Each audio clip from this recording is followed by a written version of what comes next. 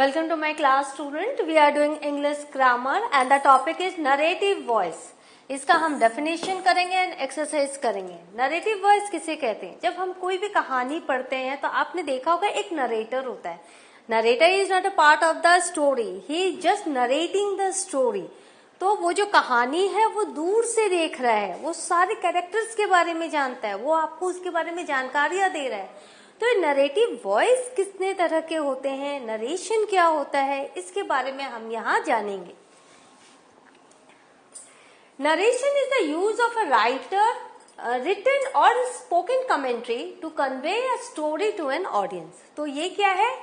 Written या spoken commentary. Commentary जैसा हम क्रिकेट की कमेंट्री सुनते हैं, जो कमेंट्री करते हैं वो क्रिकेट खेल नहीं रहे, लेकिन क्रिकेट जो हो रहा है उसके बारे में बता रहे हैं. तो यहाँ सेम नरेशन क्या होता है, कहानी जो नरेटर होता है वो पात्रों के बारे में आपको बता रहे हैं, उसके बारे में जानकारी दे रहे हैं, कहानी के बारे में बता रहा है, लेकिन वो पार्ट ऑफ द स्टोरी नहीं है.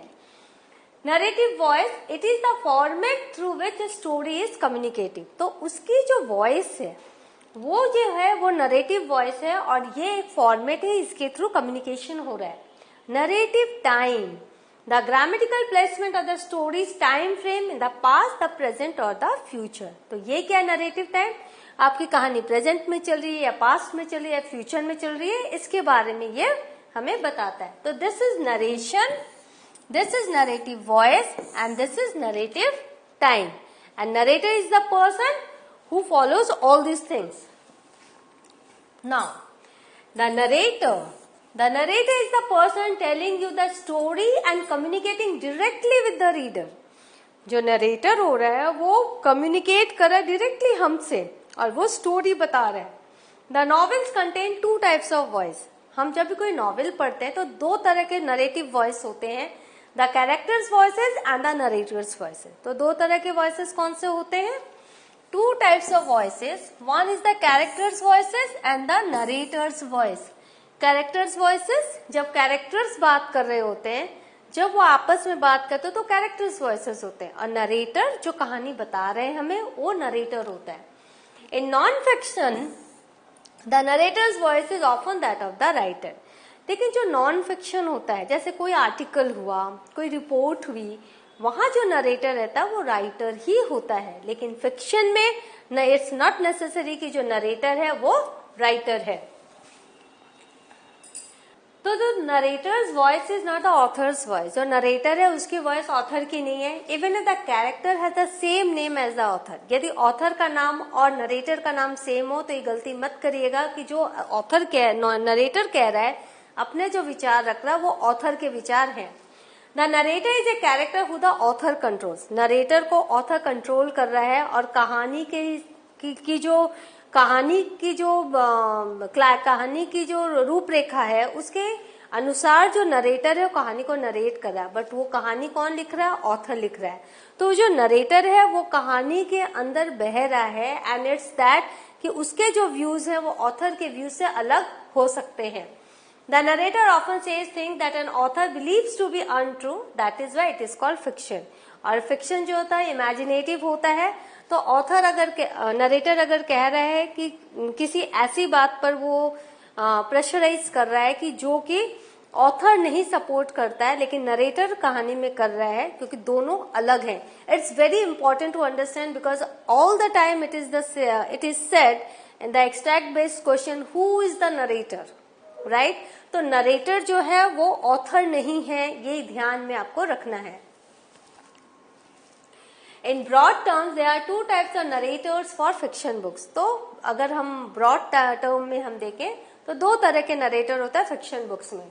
एक तो होता है फर्स्ट पर्सन और एक होता है the use of first person pronouns, जैसे आई, वी, आर, ये सब फर्स्ट पर्सन में हम देखते हैं, फर्स्ट पर्सन नरेटर. और दूसरा होता है थर्ड पर्सन नरेटर, जैसे ही, शी, राइट. वो इस तरह से कहानी को बताता है. The use of third person pronouns, उसमें हम ही, शी, दे एक्सेट्रा यूज होते हैं. तो आपने देखा फर्स्ट पर्सन जब कहानी आई एम गोइंग, तो इसका मतलब ये नहीं है कि author is saying, it's the narrator if it is a fiction. If it is non fiction then it's the author who is narrating the story of his own life. In first person the narrator is speaking directly to the reader from personal experience. जो narrator है अपने personal experience से वो reader के साथ direct बात करता है। The narrator will know nothing more of the story than is revealed by the characters. और जो नरेटर है वो उतना ही जानता है जितना कि कैरेक्टर है उसने उसको बताया है। एग्जाम्पल में आप देख लो, the thief story by Ruskin bond.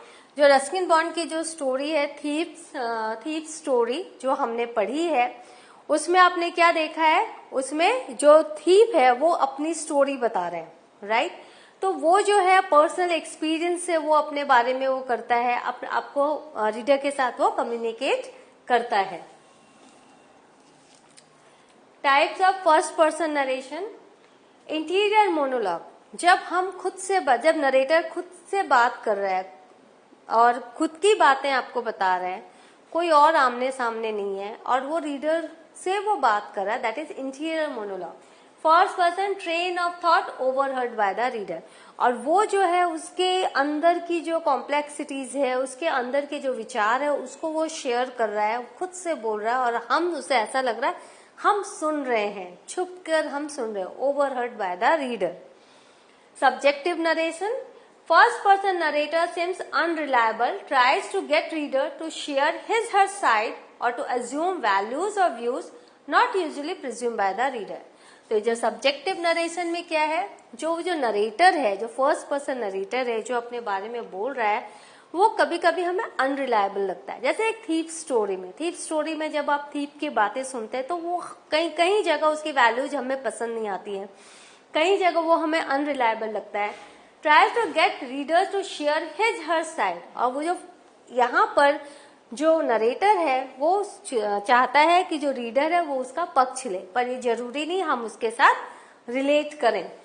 और टू एज्यूम वैल्यूज और views not usually presume by the reader, और वो चाहता है कि जो वैल्यूज और व्यूज वो बता रहा है कि हम भी उसके साथ वो हो, and that is not always done with the reader. क्योंकि जो थीफ स्टोरी आपने रस्किन बॉन्ड की पढ़ी है, आप ही के सिलेबस में है, तो उसमें क्या है कि उसके थीफ के वैल्यूज को, व्यूज को हम कभी कभी नकार भी दे रहे हैं, जब तक कि उसकी वैल्यूज और views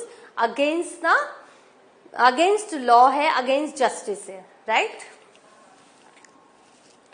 then detailed autobiography.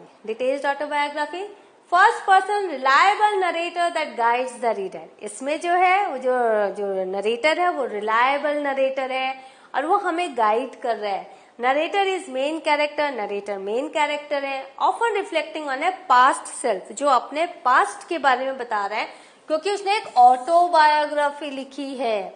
Autobiography का मतलब होता है कि उसने अपने जीवन के बारे में लिखा है और उसके जीवन के बारे में उससे बेहतर और कोई नहीं जान सकता, तो बहुत ही रिलायबल है और वो मेन कैरेक्टर है। Often reflecting on a past self, sometimes an adult recounting an event from childhood। और जो ये डिटैच्ड ऑटोबायोग्राफी में जो नरेटर है वो बहुत बड़ा है, एडल्ट है और अपने चाइल्डहुड की मेमोरीज को शेयर कर रहा है। हमारे पास बहुत अच्छा एग्जांपल है the story of Helen Keller. पता है ये आप लोग ये नॉवेल पढ़ रहे हो और उसमें हेलेन जो है वही उन्होंने ही पूरी की पूरी स्टोरी बताई है। तो ये हो गया आपका डिटेल्ड ऑटोबायोग्राफी में जो नरेटर है उसका रोल।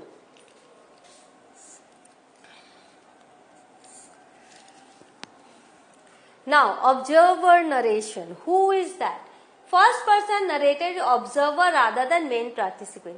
ये जो first person narrator है वो observe कर रहा है और वो main participant नहीं है। Narrator can be confident, eyewitness और chorus provides offstage और background information। तो वो narrator क्या हो सकता है, या तो वो confident हो सकता है, उसके विश्वसनीय हो सकता है, उसको स्टोरी बताई जा रही है, या वो आई विटनेस हो सकता है, वो खुद देख रहा है घटनाओं को, या फिर वो कोरस में हो सकता है जो ऑफ स्टेज या बैकग्राउंड में रह के कहानी के बारे में बता रहे हैं।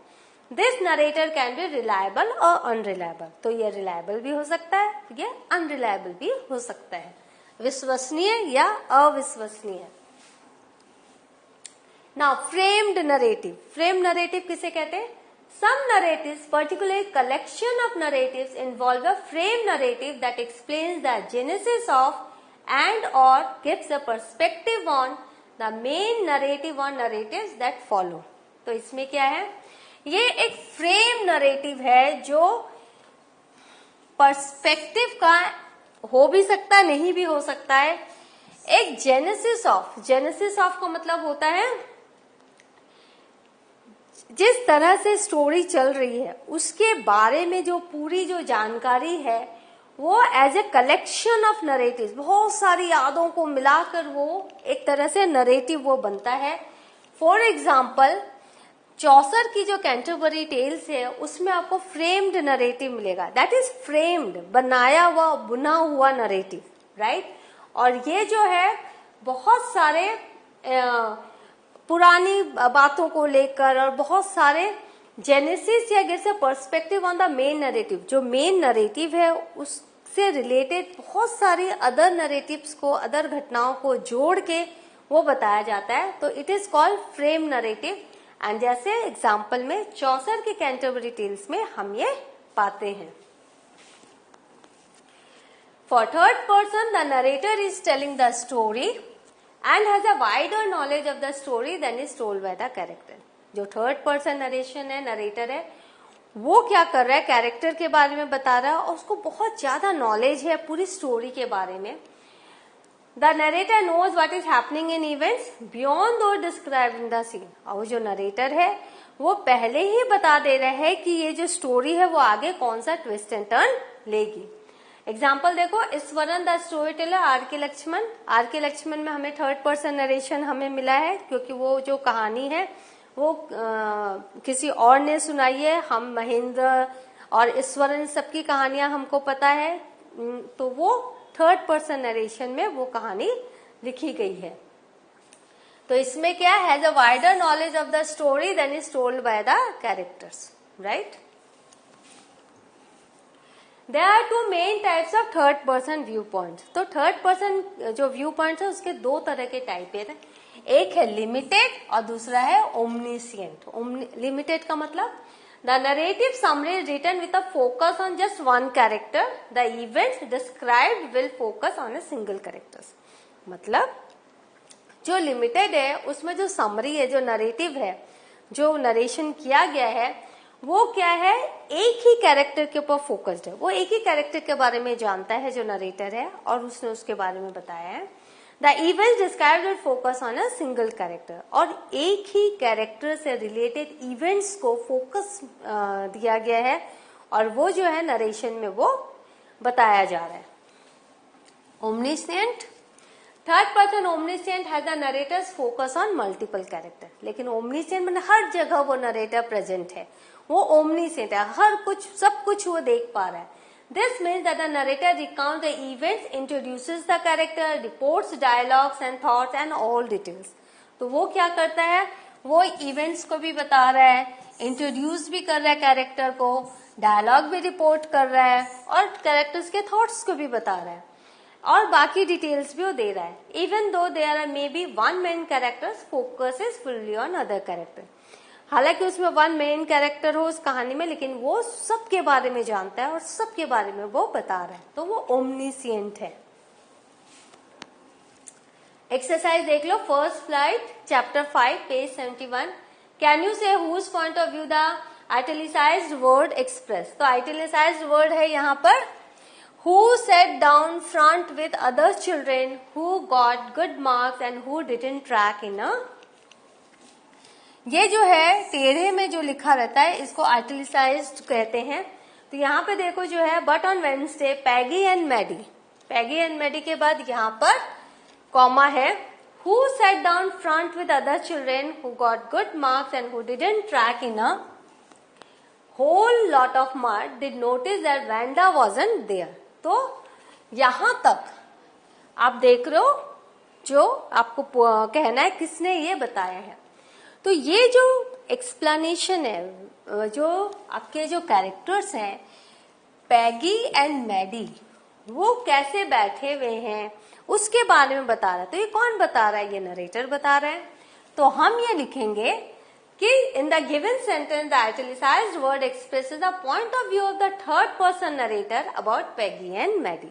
क्योंकि ये थर्ड पर्सन है, पैगी एंड मैडी तो नहीं बोल रहे हैं अपने बारे में कि वो इस तरह से बैठे हुए हैं, तो थर्ड पर्सन नरेटर है वो पैगी एंड मैडी के बारे में कह रहा है, right. Next, Vance Petronovsky, most of the children in room 13 didn't have names like that. They had names easy to say like Thomas, Smith or Allen.